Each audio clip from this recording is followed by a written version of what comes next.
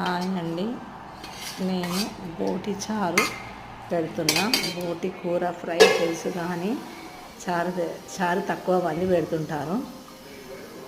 2 tea స్పూన్లు oil వేసుకొని బోటి ఉడకబెట్టుకోవాలి. ఫస్ట్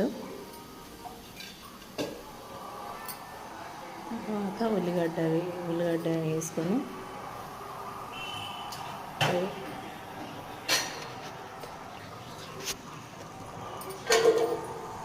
ఎర్రగా అయ్యేంత వరకు పగ్గించుకొని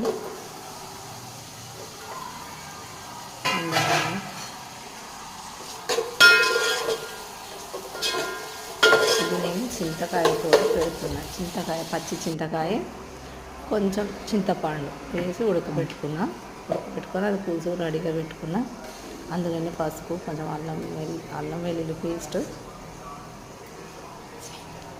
పచ్చిమిర్చి పేస్ట్ వేసుకోవాలి. ఇందులో మనం కాకరకాయ చారు, బెండకాయ చారులో అయితే ఒట్టి మిర్చి పొడి వేసుకుంటాం కదా, ఒట్టి కారం వేసుకుంటాం. ఇందులో పచ్చి కారం వేసుకుంటే టేస్ట్ బాగుంటుంది. పచ్చి చింతకాయ, పచ్చి కారం, పచ్చిమిర్చి కారం,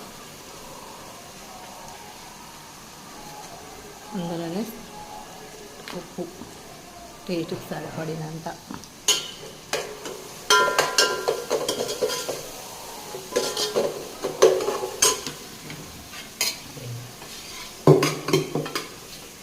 బోటి వేసుకొని కొంచెం పాటు ఫ్రై చేసుకొని అందులో చింతపులుసు, అదే పచ్చి చింతకాయ, చింతపండు ఉడకబెట్టుకొని పులుసు చేసి అందులో కొంచెం బియ్యం పిండి రసం వేసాను. బియ్యం పిండి వేసుకొని కొంచెం పోసి పెట్టుకోవాలి. పోసి మన ఆప్షనల్ అండి, పెట్టుకుంటే పెట్టుకోవచ్చు, లేకపోతే లేదు. అందులోనే కొంచెం జీలకర్ర, ధనియాల పొడి వేసాను, కొబ్బరి పొడి, కొంచెం సాజీర పొడి వేసాను. అది స్కిప్ అయింది, అది మిస్ అయిందండి. కొంచెం జీలకర్ర, ఆవాలు, ఒట్టిమిర్చి,